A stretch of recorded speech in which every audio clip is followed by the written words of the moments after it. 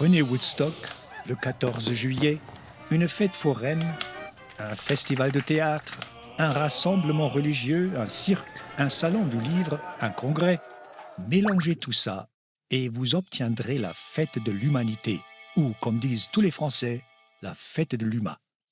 Chaque année, le deuxième week-end de septembre, la fête de l'UMA attire pendant 3 jours plus d'un demi-million de personnes, et cela depuis 1930, avec tout de même une interruption pendant les années de guerre et pendant la pandémie du Covid.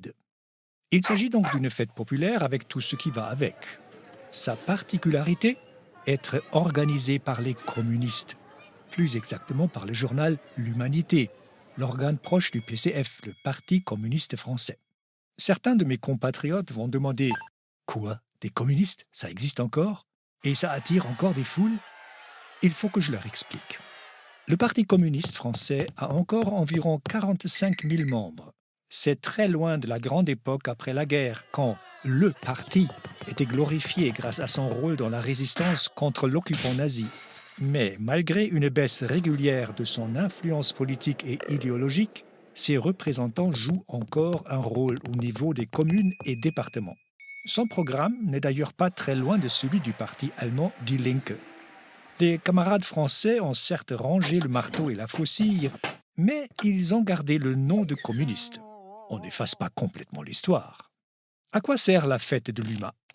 À remplir les caisses du quotidien qui sont chroniquement vides. Le pass pour les 3 jours coûte l'équivalent de 4 tickets de cinéma. Alors n'hésitez plus, demandez votre ticket d'entrée. Enfin, ce n'est pas un banal billet que les camarades achètent, souvent avec l'édition spéciale de l'Humanité, mais la vignette ou bon de soutien.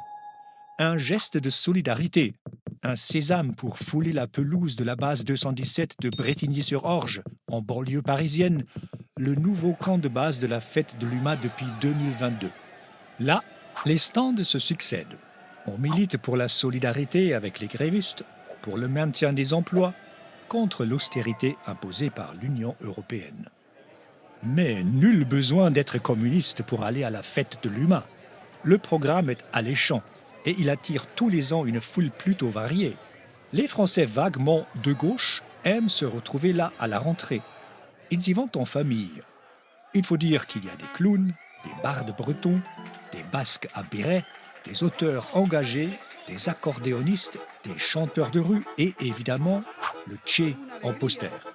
Sans oublier les spécialités culinaires, produits régionaux et cuisine du monde, des frites, des merguez, des moules, mais aussi des stands véganes.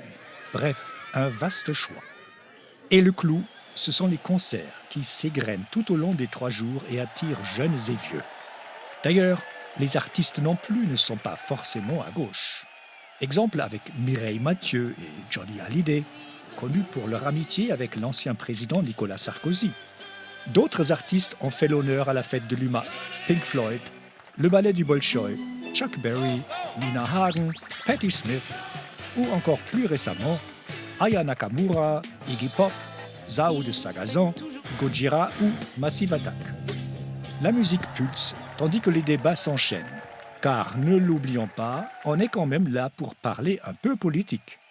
Là encore, la fête de l'UMA se veut ouverte. À l'international, à l'image de la militante Angela Davis, et ouverte à la droite. Le point d'orgue de ces 3 jours de festival reste le discours du dimanche après-midi.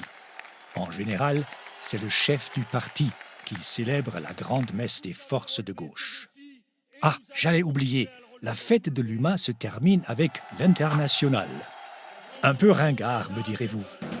Oui, mais c'est tout de même un grand moment d'émotion que d'entonner « C'est la lutte finale » au son d'un grand orchestre. Les trémolos, les poings qui se lèvent au milieu d'une mer de drapeaux rouges, voilà qui vous regonfle à bloc.